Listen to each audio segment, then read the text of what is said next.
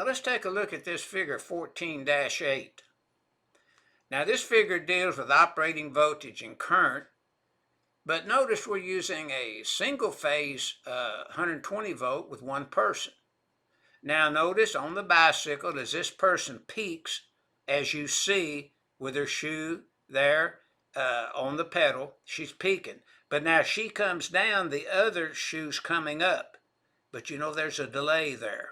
There's a little bit of delay where the motor's not cutting any flux, just like no power's being done here, say, at one point. Now, put the second person on now and say it's 208 volt or 240 volt, two people. Then notice is one peak, one doesn't. Is one peak, the other doesn't. So you have a complete, all the time you're peaking. You don't have a lull there. Now put three phase on the motor. And we're going to run three phase 208 volt. Three people.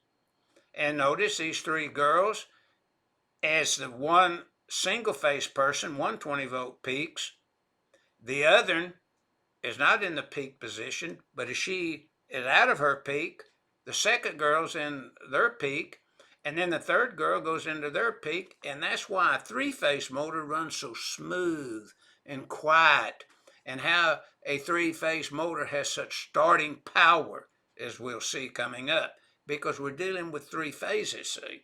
So this gives you a good illustration of how a single-phase motor operates, 120, or a 208 volt, two people, or maybe 240, and then here we have a three-phase in with all three people on the bicycle.